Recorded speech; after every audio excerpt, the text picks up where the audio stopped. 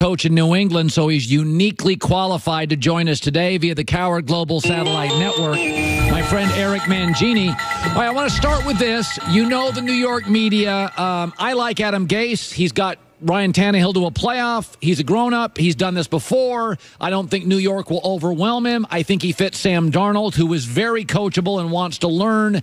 What do you make of the Gase hire in New York, ERIC?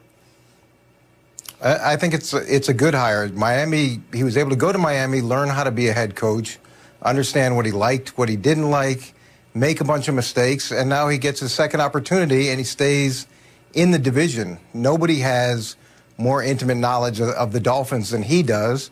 He's game planned against the Patriots and the Bills over the past 3 seasons. And then let's say Flores goes to Miami.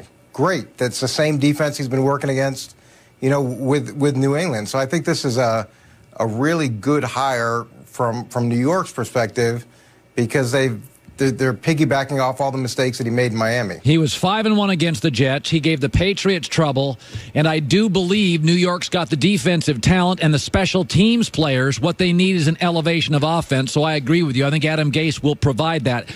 Let's go to it's funny, Eric, when you coach in this league with the Jets and Browns, you're dealing with injuries. You get multiple personalities. Belichick's never been great in September. He's remarkable in December and January. I don't like what I see with the Saints in the last month, Eric. They don't pass the eye test. They don't really throw the ball down the field. I kind of lean Rams this morning when I wake up. What do you make of the matchup? Because they met earlier and New Orleans controlled it. Here's what I didn't like about the motivational tool that Sean Payton used. You bring out the $250,000. You bring out the Lombardi Trophy. Look, those are great things in terms of motivating guys for the longer term, but you lose track of what's in front of you, and I think you saw some of that with Philadelphia. And when you go back and look at this first game against the Rams, they're going to be hard-pressed to score 35 points in the first half. Everything pretty much went their way, and I think the Rams, to some degree, have guys that are big money guys, that are big personality guys, and later in the season coasted a little bit. Yeah. But now this is the biggest game that a lot of these guys have played in, and you're not going to get that. And Marcus Peters, motivated, is a really good player. Marcus is one of the best players that I've looked at since Darrelle Revis coming out. You get Aqib Talib back. Ndamukong Suh is this the biggest game that he's played in. Last game, nobody disrupted anybody. There are no sacks. There are very little pressure on either side. The Rams are healthy, especially on the offensive line, have the ability to run the ball. I like the Rams, too. Yeah, no, I think you bring up a good point. Ndamukong Suh, Marcus Peters, this is a real point. When you bring big, veteran, wealthy players in, they can pick their spots at times. This is not the hungriest team in October, and I do believe last week the Rams looked like a very focused team. Now, let's go to New England, Kansas City. You obviously coached in New England for years. Listen, they're saying it's going to be minus 15. How much of a factor is that? I think it's a factor to some degree, but not an overwhelming factor. These guys have played in the cold. Last week was 31 degrees, and the energy, the excitement, the tension, all those things allow you to really focus on what's in front of you as opposed to the elements.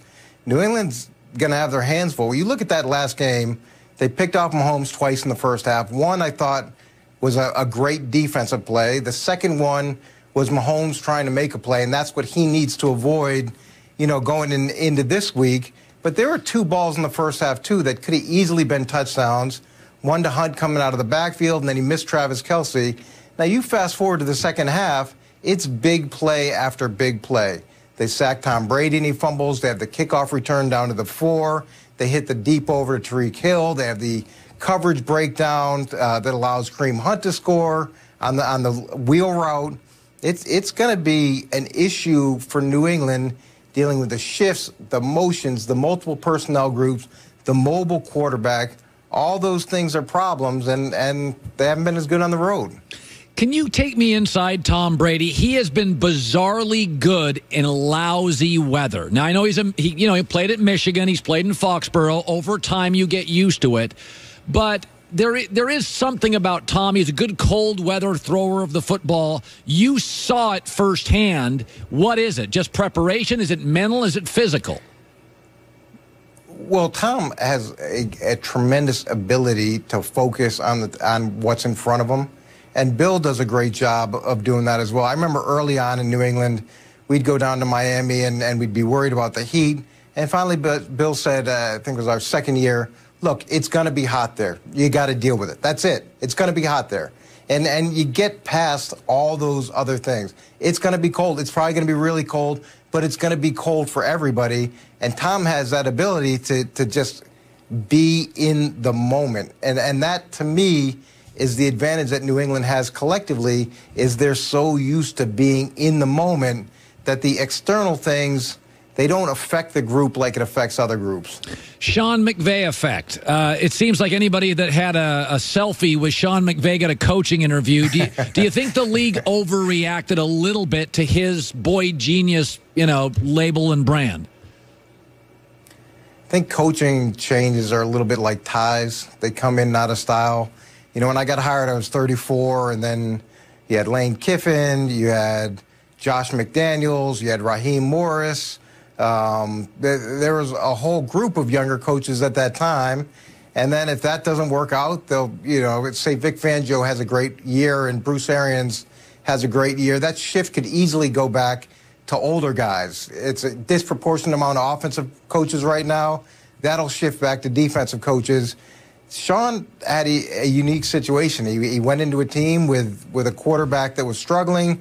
He was able to turn that around. Not everybody is entering into those environments. Each one of these environments these young guys are going into, totally different. Like the situation in Green Bay, dramatically different for LaFleur. Yeah. By the way, Antonio Brown, Chris Ballard said yesterday, basically, not interested. Bill Belichick, though, a couple of times has rolled the dice on big personalities like Randy Moss. If you ran a team today and you needed a dynamic playmaker, would you roll the dice on Antonio Brown? Well, it depends on how good your locker room is. And one of the reasons that New England can roll the dice is they typically have 90% of the guys are pushing in the right direction, maybe even more. So you can handle one or two big personalities, and usually they conform to the majority as opposed to continue doing their own thing.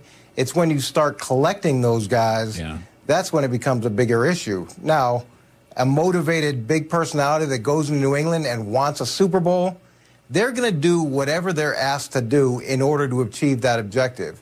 You send that guy into an environment where the team's struggling, or the quarterback isn't very good, or he's too empowered, then you get the other end of the spectrum, which isn't very good. Yeah. I was just saying, if I was Cliff Kingsbury and I had to face Pete Carroll and Russell Wilson twice a year, Sean McVay and Gurley and Goff twice a year, and now Shanahan and Garoppolo, if I was Cliff Kingsbury, I'd tell my owner, yeah, I'd take him. I think certain teams need him. I think Arizona could use somebody in that division. Look, Sean's made it work in L.A. Look at the amount of big personalities he's brought in. Marcus Peters, Ndamukong Suh, Aqib Talib, those guys have all had different challenges wherever they've been. And when you win, it's fine. It's no problem with those guys. When you're winning, when it becomes difficult is when you go through a period where you're struggling and suddenly those issues that maybe have existed in the past, those things get highlighted and become much more dramatic than they are when things are good. ERIC Mangini, good talking to you. Make yourself available once in a while. We'll put you on the show. Why don't you lighten your schedule up a little bit? Yeah, I'd love to come back. Good to see you. Good to see you, ERIC Mangini. Yeah, I mean, it is just funny about that, Joy. I look at Arizona. I mean, you got McVay, Pete Carroll, Kyle Shanahan, and I just got fired in the Big 12. If I'm Cliff Kingsbury, I'm thinking, listen, I need a big piece. I'm a coaching deficit. And by the way, I got Russell Wilson, Goff, and Garoppolo. Right now, I'm at a quarterback deficit. I need pieces. I mean, if I was Arizona, don't be shocked if Arizona doesn't get Le'Veon Bell or, well, they already have a running back, Antonio Brown. Yeah. I mean, they're at a coaching quarterback deficit today. You need somebody who tips the scales in your favor. Hour 3 coming up live in L.A. It's The Herd.